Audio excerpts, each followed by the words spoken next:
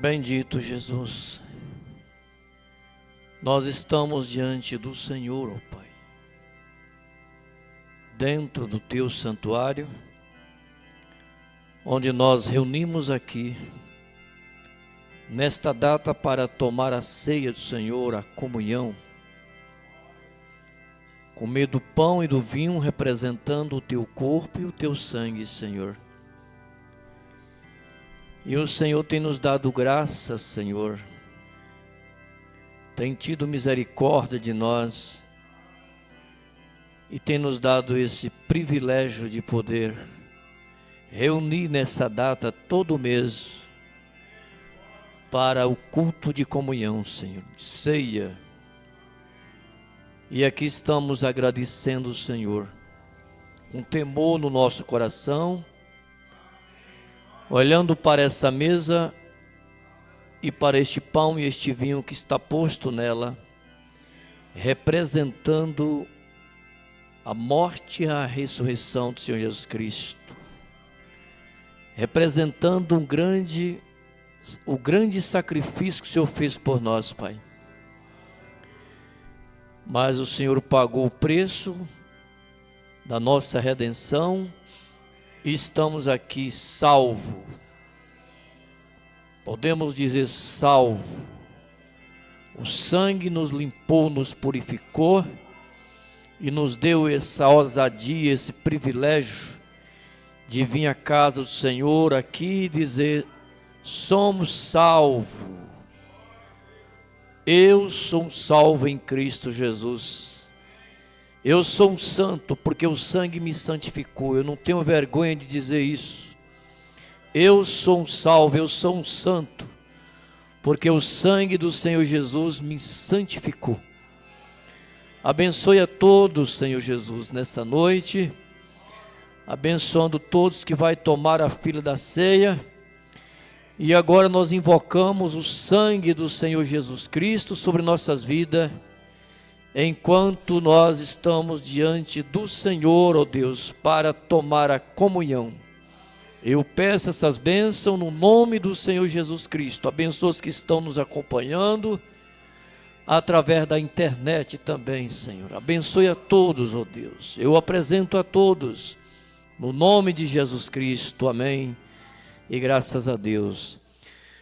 Boa noite, irmãos, com Jesus, que o nosso Deus continue nos abençoando. Estamos no melhor lugar que um ser humano possa estar. Eu digo isso com base na minha fé, na Bíblia e na mensagem do profeta. Não tem lugar melhor do que esse aí fora. Então nós estamos no melhor lugar, e eu digo isso com orgulho, né, irmão, no meu coração. Estou no melhor lugar aonde o ser humano possa estar. Estou dentro da casa de Deus, estou junto com o povo de Deus. Eu sou parte da noiva e estou junto com pessoas que são parte da noiva também, membro do corpo de Cristo. Crê na mesma Bíblia, na mesma mensagem, no mesmo Deus, e tem a mesma fé, a mesma revelação. Eu estou feliz, você também está feliz? Amém?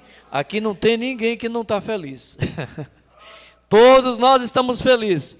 Se você disser: pastor, não estou feliz, misericórdia. Mas eu creio que você está feliz. Nós estamos felizes. A escritura que nós vamos ler, irmãos, é 1 Coríntios, capítulo 15. E o versículo 1. O tema dessa escritura, desse texto bíblico, é ressurreição. Ressurreição.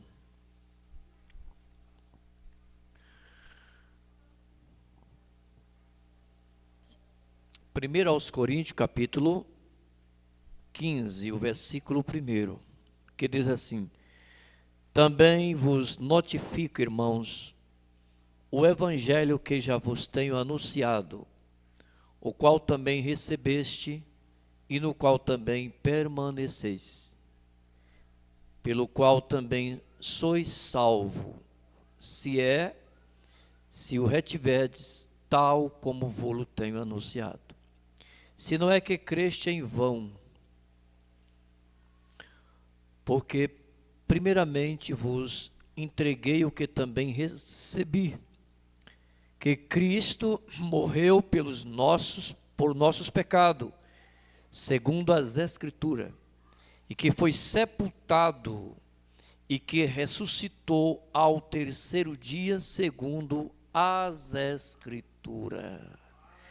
Sentar, irmãos, podeis assentar. Maravilhoso, né, irmãos? Texto maravilhoso. O apóstolo Paulo escrevendo à igreja de Coríntio e falando através da sua carta da ressurreição de Cristo. A ressurreição de Cristo é primordial para nós. É o ponto-chave da vida eterna. Porque o mesmo Paulo diz: se Cristo não ressuscitou, a nossa fé é vã. Mas ele ressuscitou. Subiu o céu e está sentado à destra de Deus e intercede por nós. Então a nossa fé não é vã, segundo a Bíblia, porque ele levantou da sepultura, ressuscitou. E ele foi as primícias da ressurreição, diz a palavra de Deus. Então, se Cristo ressuscitou, como eu creio, você crê que ele ressuscitou, também se um dia nós vier a dormir no pó da terra, nós também vamos ressuscitar. Que seria de mim, que seria de você, irmãos, se um dia nós dormíssemos no pó da terra e não ressuscitasse. E principalmente na primeira ressurreição. Porque a primeira ressurreição, quem tem parte nela é os santos. Aqueles que aceitou a Jesus, o plano da salvação, aqueles que foram chamados, santificados por Cristo, aqueles que amaram a vinda do Senhor Jesus, creu na graça, quando ela manifestou a nós, recebemos a graça, e agora fomos alcançados através da misericórdia e lavados no seu sangue. Então esses são aqueles que vão ter parte na primeira ressurreição. Depois da primeira ressurreição, segundo a Bíblia, ainda os que morreram sem esperança da vida eterna, eles ainda vão ficar ainda 1000 anos. 1000 anos. No seio da terra. Agora você pensa assim, pastor, passar 1000 anos é muita coisa. 1000 anos ainda. Meu pai morreu tem 50 anos.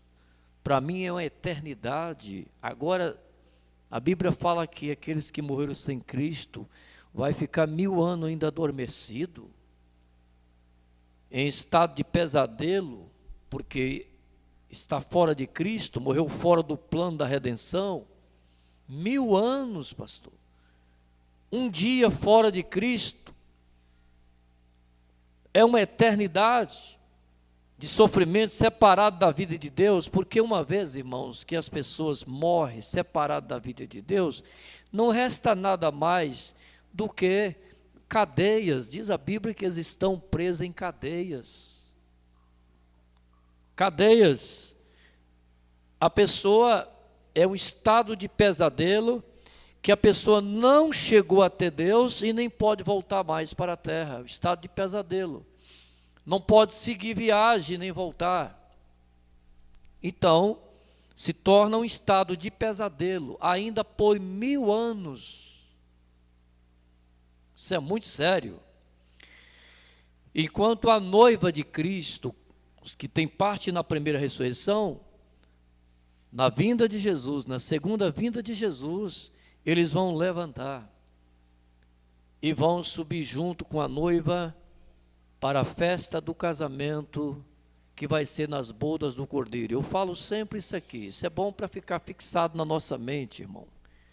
Paulo chega a dizer: não me canso de pregar, de dizer as mesmas coisas, porque são aproveito para vós.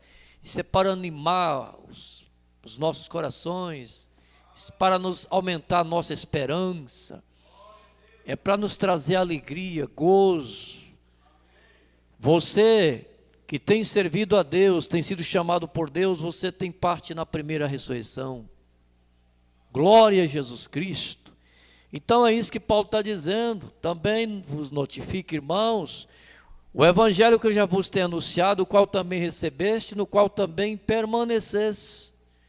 O que Paulo está dizendo? Você recebeu, mas você tem que permanecer.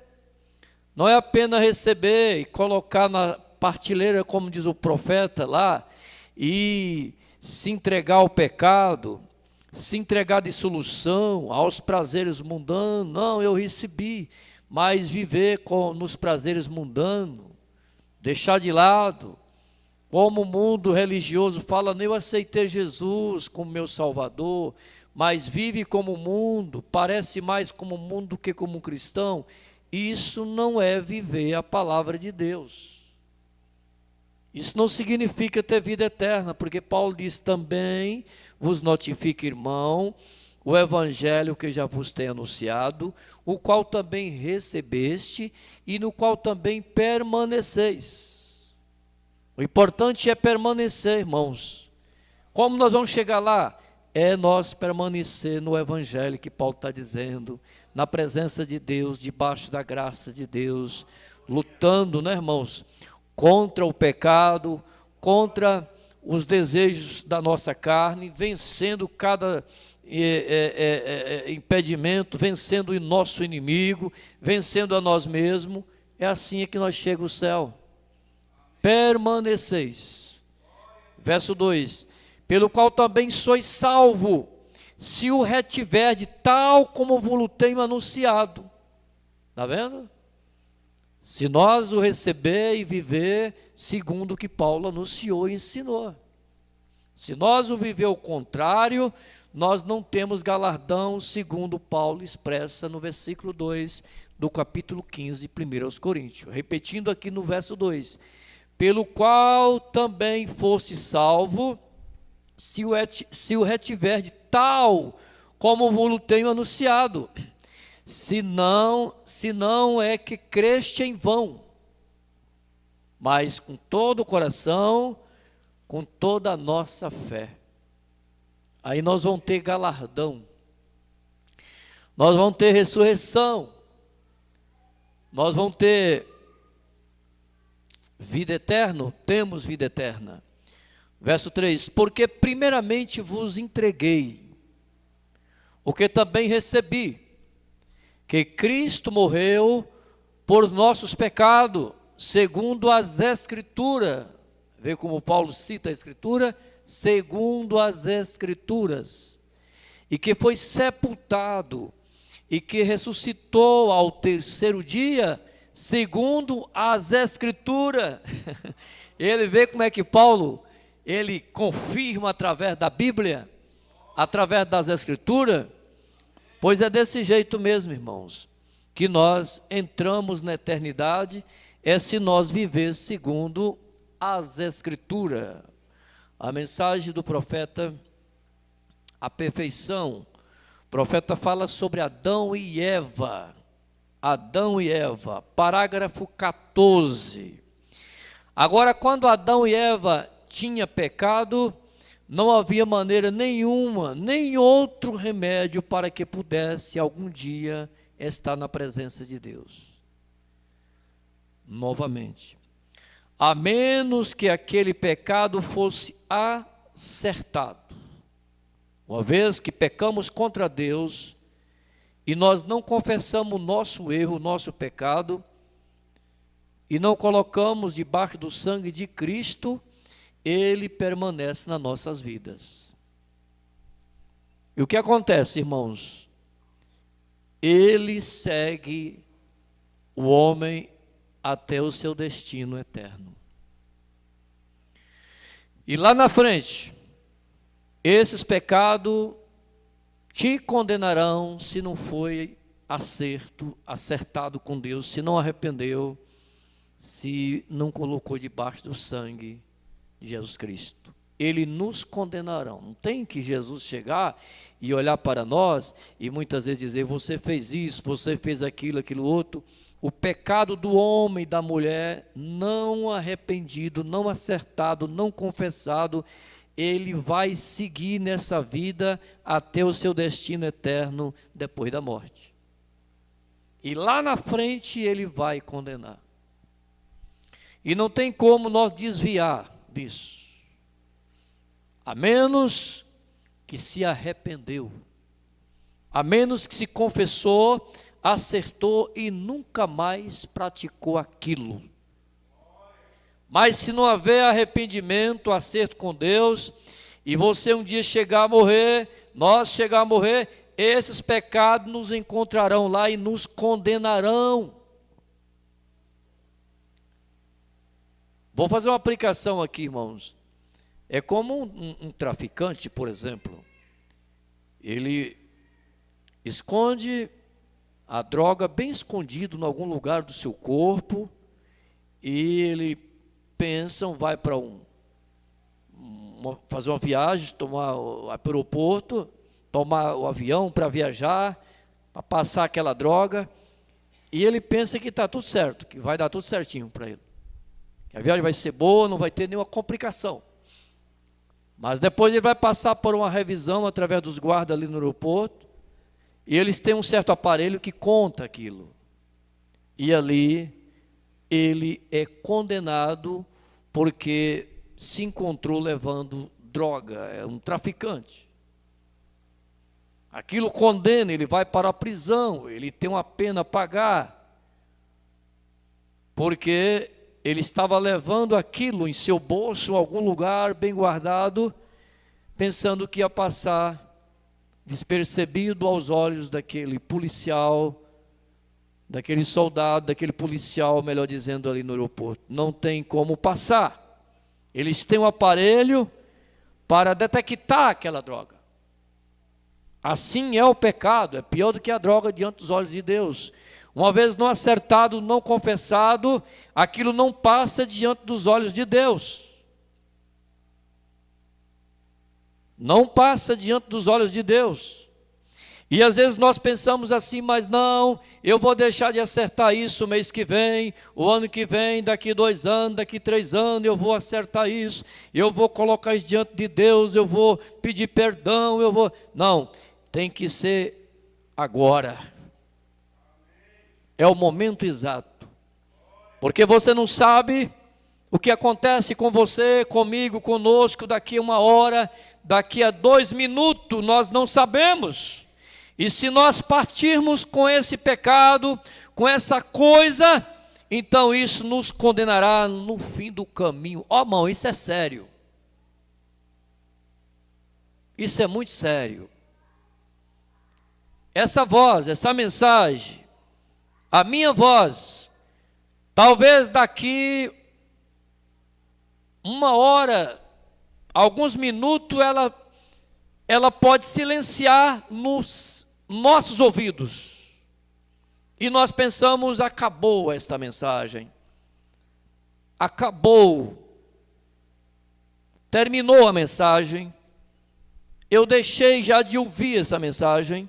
Terminou. Não. Terminou para nós aqui nessa dimensão humana, nesse corpo físico. Mas ela é como uma onda sonora. Ela vai nos encontrar no final do caminho. É até pesado dizer isso, mas é uma verdade que eu sou um pregador do Evangelho. Deus me colocou para isso aqui, eu tenho o direito de pregar para a igreja. Se eu não pregar, Deus cobrará de mim, eu tenho o direito de pregar. Eu tenho o direito de pregar como um líder espiritual de vocês. Eu tenho o direito de pregar. Porque eu sei o quanto isso pode me custar.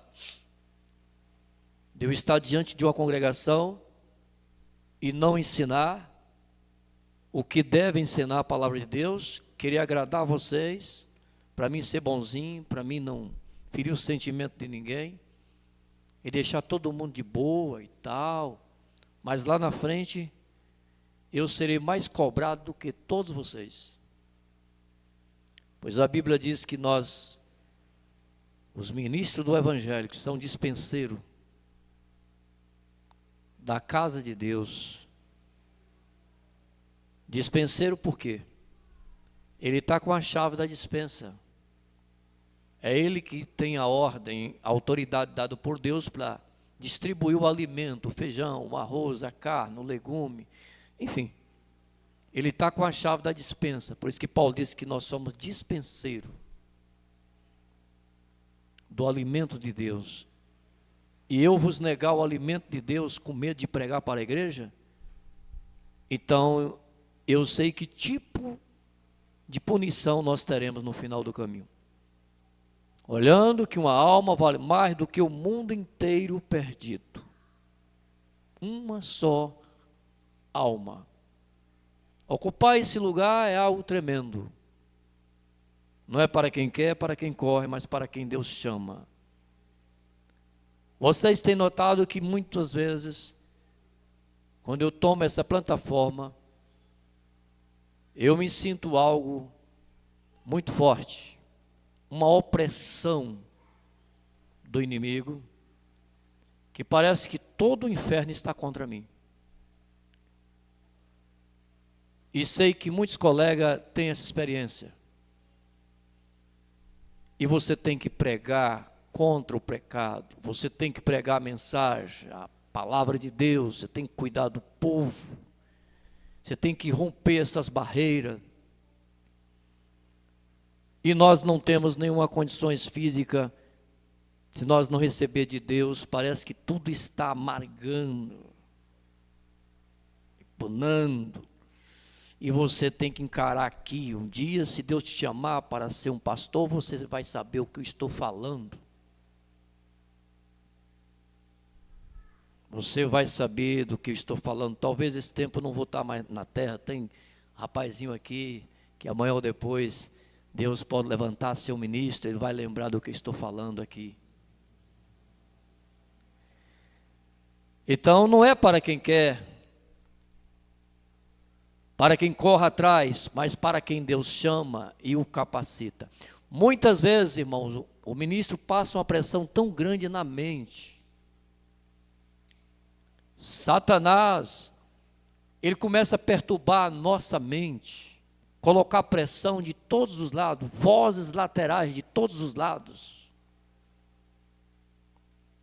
Tenta tirar a nossa visão, o foco do ministério, da palavra, da pregação da palavra. E você pensa assim, será que eu vou suportar isso? E muitas vezes, como eu falei, você não tem com quem compartilhar, nem com a sua esposa. Então você entra para o seu quarto e faz uma oração a Deus, coloca diante de Deus e logo você se sente consolado. Tem coisa que você não pode compartilhar com ninguém, nem com a sua esposa. É você e Deus. E você sabe por que Deus faz isso? Para tirar o melhor do pregador. Porque é assim que se tira o melhor. É na hora da angústia, do sofrimento, da pressão, é que Deus pode tirar o melhor de mim e de você. E Ele tira mesmo. Glória a Deus. Então, irmãos, é um dever nós pregar. Vamos mais um pouco aqui, irmãos. Aqui Deus diz, o profeta está dizendo aqui, ó, agora quando Adão e Eva tinham pecado, e não havia uma maneira, nenhum remédio para que pudesse algum dia entrar na presença de Deus novamente, a menos que aquele pecado fosse acertado. É isso que eu estava parando, foi aqui. Para que Ele não condena nós lá no final do caminho.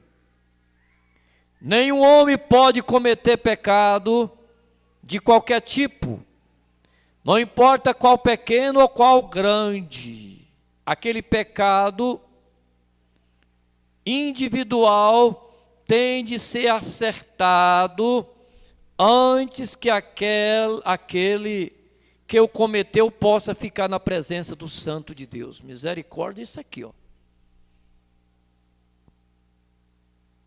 É desse jeito, irmãos. Isso é uma verdade inconstatável. Não tem como nós fugir disso. Por isso que eu falei na reunião passada, parece que nós somos presos no Senhor Jesus. Você sabe, preso, alguém que está preso, ele não tem muito espaço, ele tem alguns metros para viver naquele ambiente. O animal que ele está amarrado, eu já fiz muito isso, já amarrei animal no pasto, no bengo para comer, vaca, cavalo, vocês sabem disso. E ele está amarrado e ele tem os limites naquele espaço. Porque ele está preso, num sentido, por uma corda ou algo assim.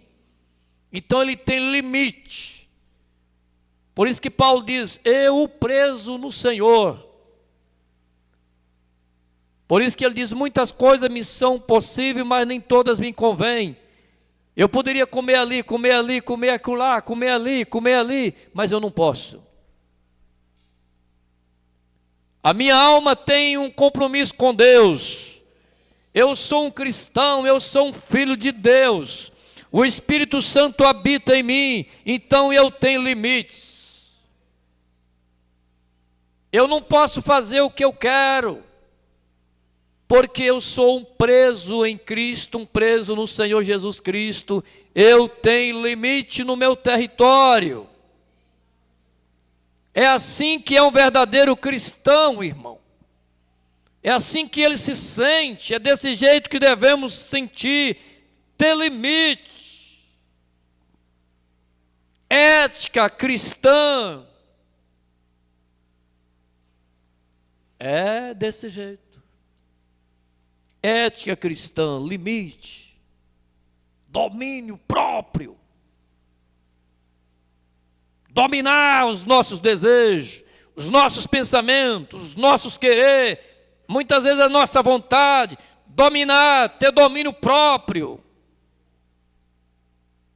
Tem pessoas que têm domínio no falar. Eu falei sobre o meu sogro que partiu, saudoso irmão Alfredo, essa semana, não sei para quem foi que eu estava falando. Ele tinha domínio no falar. Ele era um homem cheio de ética. Assim, o irmão Arthur, lá na roça, estava falando para mim sobre ele. Ele tinha domínio, ele tinha uma boa ética cristã. Se você aproximasse dele e falasse de alguém, ele dizia assim, irmão, vamos orar por ele. É só isso. Se você insistisse um pouquinho, ele saía. Disse, eu tenho orgulho. Disse, eu tenho uma boa inveja dele. Domínio próprio. Ética cristã. Isso é lindo, isso é maravilhoso. Só Deus para nos dar isso. Isso é um dom.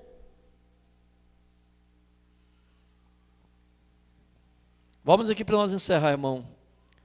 De forma que quando Adão e Eva tinham pecado e tinham transgredido a lei, eles eram súditos da morte. E a lei tinha de ser executada.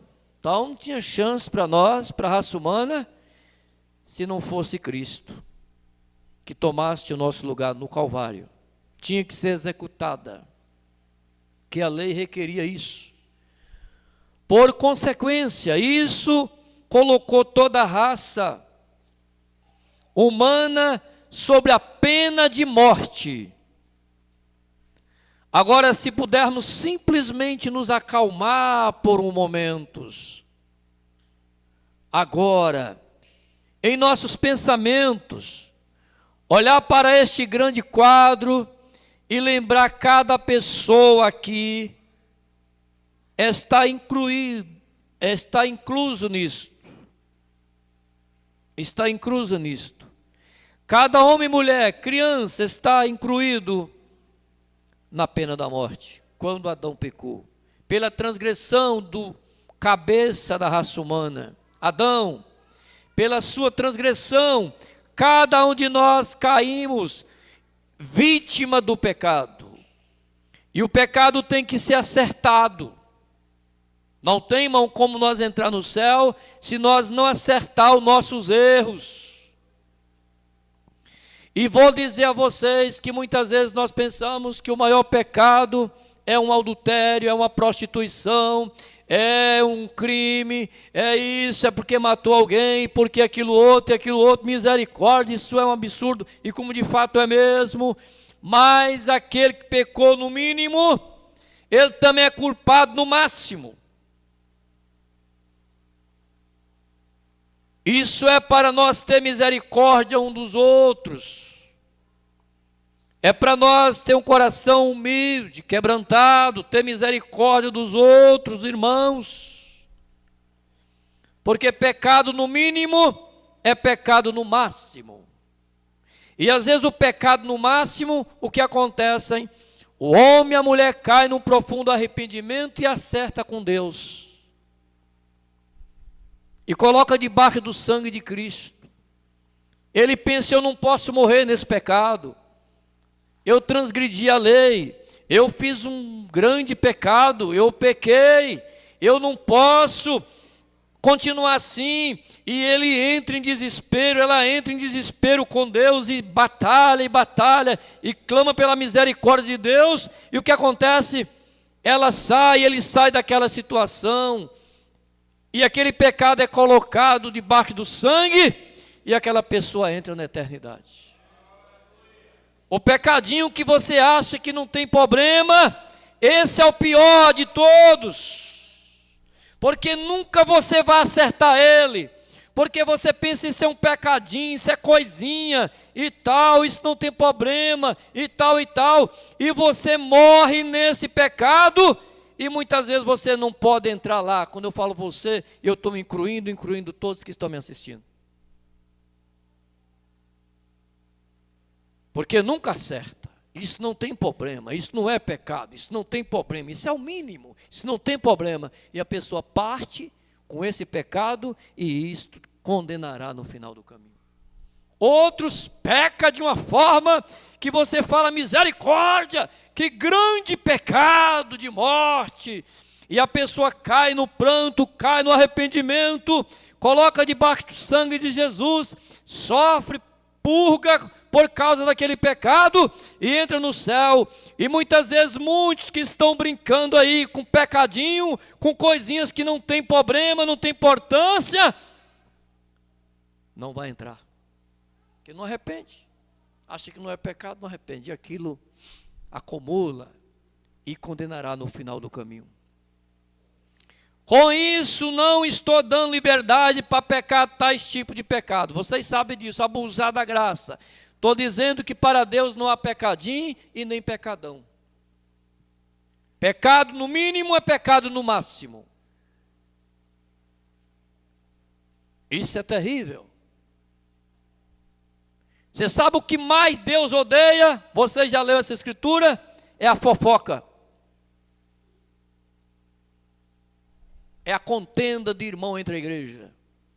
Quem conhece esse versículo, está lá no Velho Testamento, é o pecado mais terrível que pode existir. Eu não tenho o capítulo aqui, não tenho o versículo, se vocês encontrar, vocês passam para mim, lê lá, que vocês vão saber do que eu estou dizendo. É o pecado mais terrível que Deus odeia. O dia que vocês encontrar no Velho Testamento, você vai falar, eu ouvi o pastor Bem-vindo pregar num culto de ceia. Esse é o pior pecado. Abaixo da blasfêmia do Espírito Santo é esse. O dia que vocês encontrar, vocês me mostram ele, que eu esqueci aonde está escrito. É a fofoca, é a contenda de irmãos entre a igreja, entre os crentes. Esse é o pior que existe abaixo da blasfema. O pecado imperdoável é a blasfema contra o Espírito Santo. Abaixo desse pecado é a contenda entre irmãos. Um dia eu vou dar essa escritura para vocês. Eu não tenho ela em mente. E o pecado tem que ser acertado. Então Deus, em sua grande infinidade e seu grande amor, a lei era para separar o pecado do seu Criador. Então ele ficou aniquilado através do sangue de Cristo, viu, irmão? Totalmente aniquilado através da morte de Cristo, irmão. Não haveria maneira dele jamais voltar, a menos que aquele pecado fosse acertado. E seria muito fácil, então, crer em uma total aniquilação do pecado no final, pois ele está completamente, para sempre, separado da presença de Deus. Agora note este pecado como Deus sendo justo e nada mais ele podia fazer senão ser justo, pois ele é o recurso de toda a justiça. Então não haveria nada mais para ele fazer, a não ser aplicar a pena por transgressões, que era a lei, né? E a pena era a morte, pois ele disse: no dia em que comer dela, nesse dia morrerá, falou para Adão e Eva. Agora, em um quadro escuro que temos aqui, o pecado trouxe um quadro escuro, o pecado cobriu toda a terra de trevas, mas Jesus Cristo veio, tomou o nosso lugar na cruz do Calvário, rasgou o véu que nos separava, derrubou as paredes de separação e nos colocou novamente em companheirismo, trouxe o homem em companheirismo novamente com ele. E aqui estamos vivendo para Jesus Cristo, livre de todo o pecado, com a vida santificada através do sangue de Jesus. Por isso que eu disse no início, nós somos santos, porque o sangue nos santificou. Deus não lembra mais dos nossos pecados. A Bíblia diz que os nossos pecados foi esquecido da memória de Deus. Nós estamos livres, fomos santificados através do sangue de Jesus Cristo, graças a Deus. Agora vamos nos colocar de pé, irmãos, e vamos ler a leitura oficial da ceia. Vamos abrir a nossa Bíblia em 1 Coríntios, capítulo 11, e o versículo 23. 1 Coríntios, capítulo 11, e o versículo 23. Graças a Deus, Ele é maravilhoso. Eu quero permanecer falando dele, viu, irmãos? Eu não sei por quanto tempo, mas eu quero continuar falando de Jesus, anunciando essa tão grande salvação e falando para as pessoas deste grande amor dele, até que a minha vida vai desvanecendo e eu não consigo falar mais, mas enquanto eu puder, eu vou continuar. Ao longo dos anos eu venho falando dele, fazendo tudo que eu posso fazer para servir a ele. Então vou continuar, graças a Deus. E assim somos cada um de vocês, cada um de nós e cada pregador que Deus o chamou. Capítulo 11, irmãos, de 1 Coríntios, versículo 23. Porque eu recebi do Senhor o que também vos ensinei, que o Senhor Jesus, na noite em que foi traído, tomou o pão, e tendo dado graça, o partiu e disse: tomai e comei, isto é o meu corpo que é partido por vós, fazei isto em memória de mim. Semelhantemente também, depois de cear, tomou o cálice, dizendo: este cálice é o novo testamento no meu sangue. Fazei isso todas as vezes que bebedes em memória de mim. Porque todas as vezes que comeste pão e bebeste cálice, anunciai a morte do Senhor até que venha.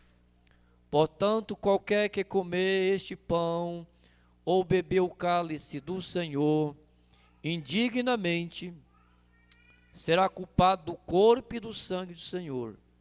Examine-se, pois, o homem a si mesmo, e assim coma deste pão e beba deste cálice.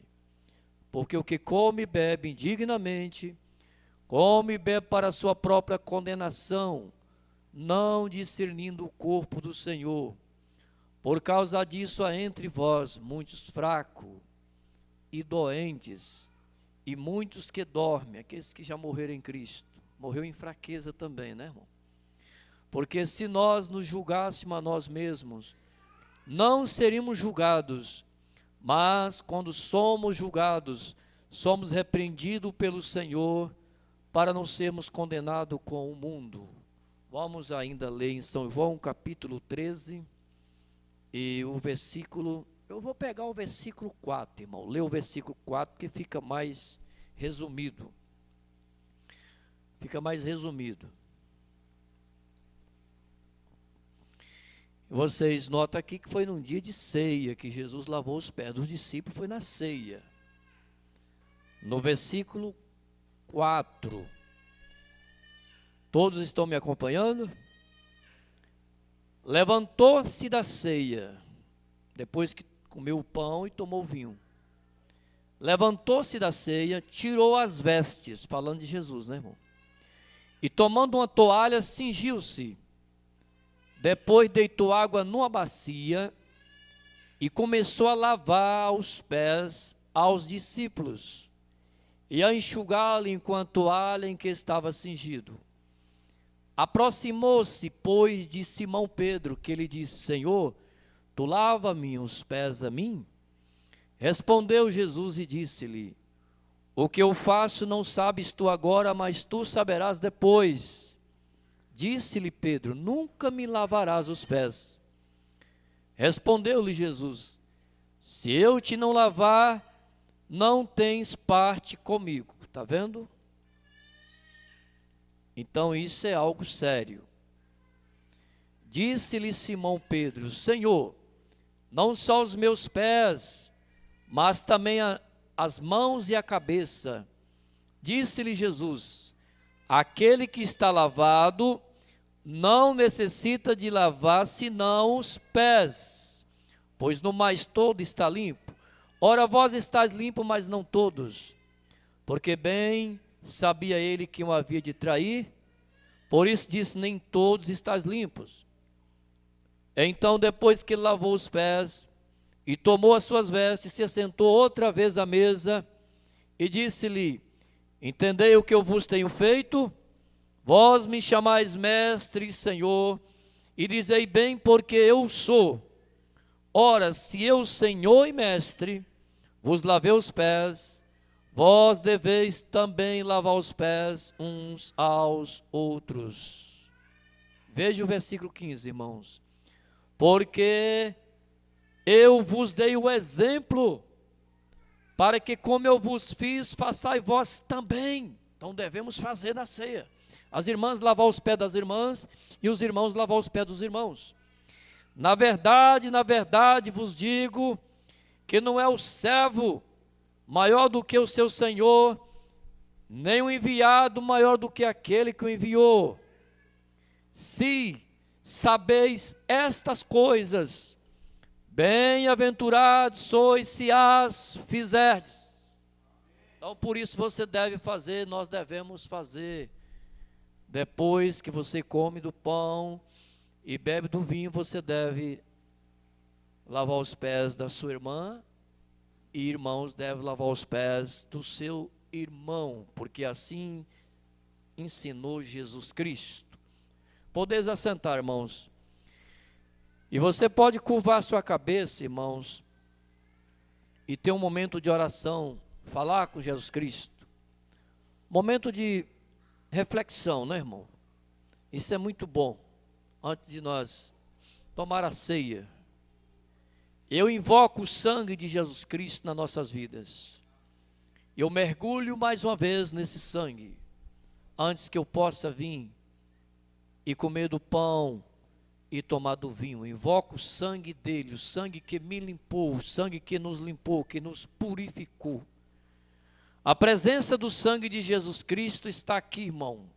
Está invocado nesta reunião em nossas vidas, em nome de Jesus Cristo.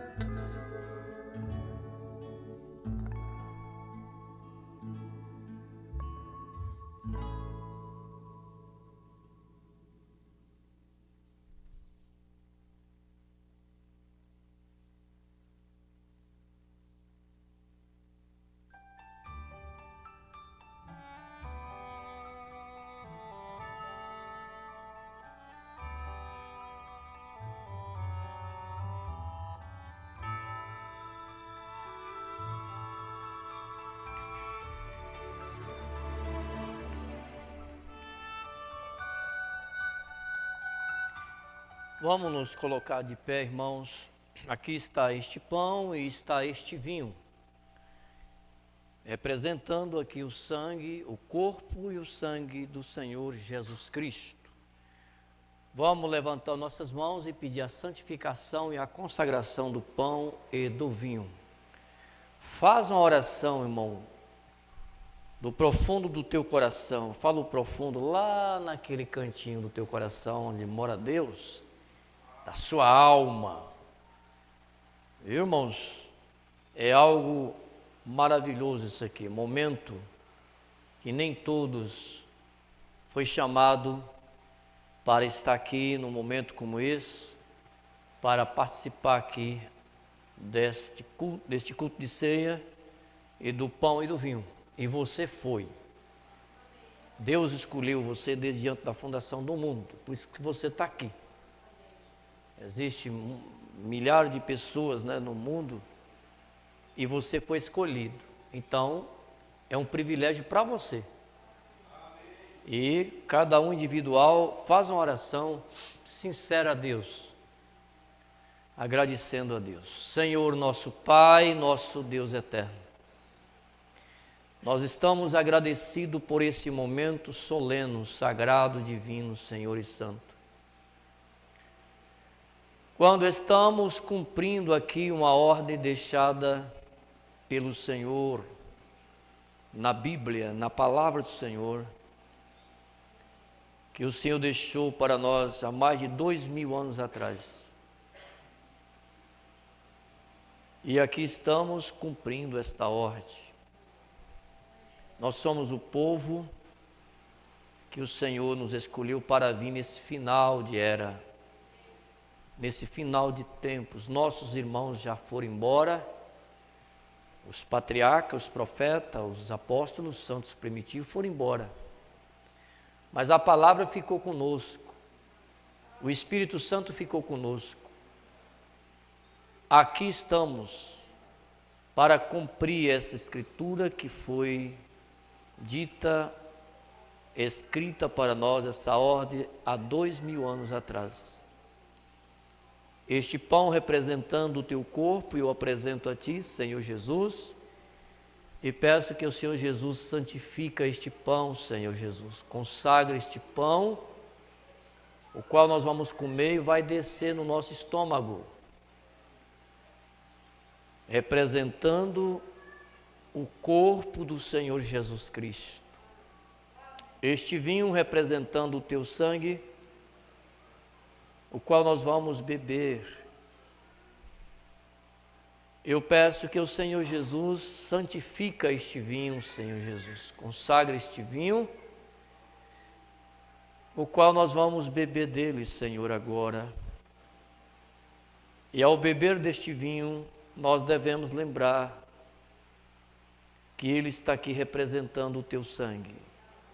Santifica, consagra este vinho, Senhor Jesus. Agora, este pão e este vinho está santificado e consagrado diante do Senhor Jesus Cristo.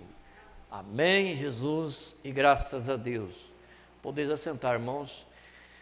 Se você deseja manter a sua cabeça inclinada, irmãos, isso é maravilhoso, isso é muito bom. Deus ama isso.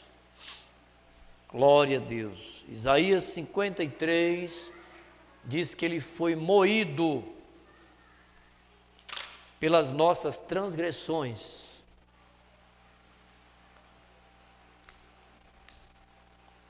Glória a Jesus.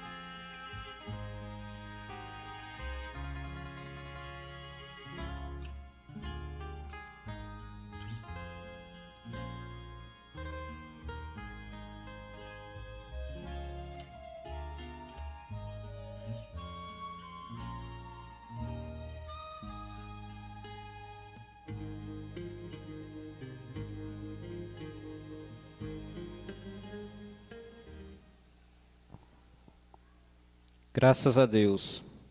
Participou conosco desta reunião aproximadamente 312 irmãos. Em Brejinho está toda a igreja, em Brumado a irmã Maria Nilza, aqui em Caeté a irmã Osana, sua família, também a irmã Stephanie e a irmã Lu Alves. Em Cabaitó a irmã Neia, em Feira de Santana o irmão Martinho, o irmão Giovanni, a irmã Joana, a irmã Lindaura e o irmão Zelito. Em Gado Bravo a irmã Juliana e a irmã Maiara. Em Guanambi, a irmã Veracia, a irmã Tatiane e toda a igreja. Em Pilões, o irmão José e sua família. Em Riacho de Santana, o irmão José Ribeiro e família. Em Vitória da Conquista, a irmã Luciana Bastos e família. Em Barbalha, no Ceará, o irmão Elias. Em São Paulo, Araraquara, o irmão Joel e a irmã Eva. Foram esses que notificaram aqui. Vamos nós levantar nossas mãos e abençoá-los. Que Deus vos abençoe no precioso nome do Senhor Jesus Cristo. Nós vamos colocar de pé e vamos orar. Senhor nosso Deus e Pai celestial, nós te agradecemos, Jesus, pelas bênçãos derramadas sobre nós, ó Pai. Somos bem-aventurados, Jesus. Foi o Senhor mesmo que disse na Escritura, o qual lemos aqui nesta noite, ó Pai, onde o Senhor disseste, bem-aventurados sois se assim os fizerdes, Jesus. E foi feito aqui nesta noite, ó Pai. Graças a Deus fizemos conforme a sua palavra, Jesus. Que o Senhor possa nos manter nesta comunhão, neste companheirismo sadio, gostoso, Jesus, pois este é um lugar bom de se estar, Jesus, é na sua presença, ó Deus. Sela essas palavras nesta noite, sela este ato que aconteceu aqui, Jesus, que seja para a nossa edificação, Jesus. Como o apóstolo São Pedro, em sua primeira carta universal, ele dizendo que se andarmos na luz, como Cristo na luz está, teríamos companheirismos com os outros e o sangue de Jesus Cristo, seu Filho, nos purificaria de todo o pecado, Jesus, pois somos purificados pelo teu sangue, ó Pai. Abençoe, Jesus, nossos dias que virão, ó Pai celestial, nossos afazeres, Jesus, nossas viagens, nosso trabalho, nosso dia a dia, Jesus, nossos filhos, ó Deus, nós entregamos em tuas mãos, ó Pai, e pedimos que o Senhor cuide de tudo, Jesus. Está em suas mãos, ó Pai, e em ti nós confiamos, Jesus. Os irmãos que nos acompanhou através da internet, igrejas, famílias, que não puderam estar aqui nesta noite, ó Pai, que o Senhor os abençoe, ó Deus. É o que pedimos nesta hora, no nome santo do Senhor Jesus Cristo. Amém, Jesus. Amém. Graças a Deus. Abençoe um ao outro, dizendo Deus abençoe, Deus abençoe. E o Senhor permitindo, na terça-feira nós estaremos de volta aqui. Boa noite com Jesus.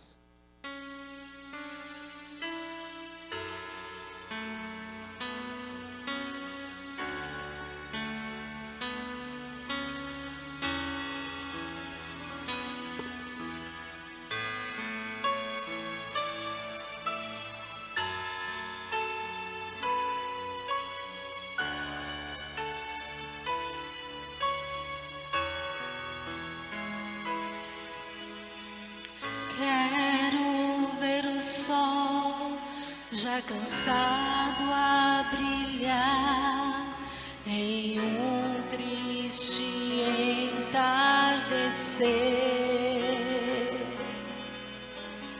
O primeiro brilho da lua enxergar e a primeira estrela nascer.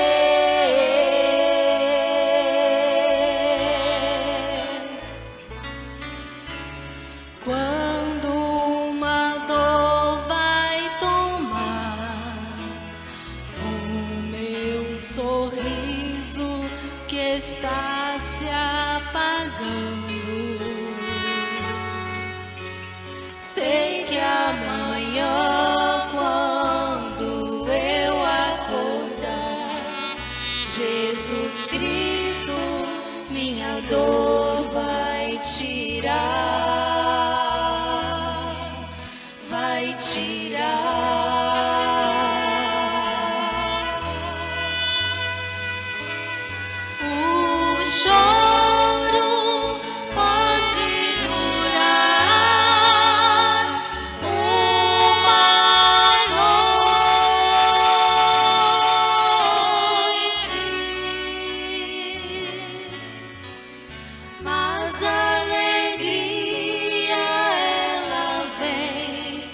de manhã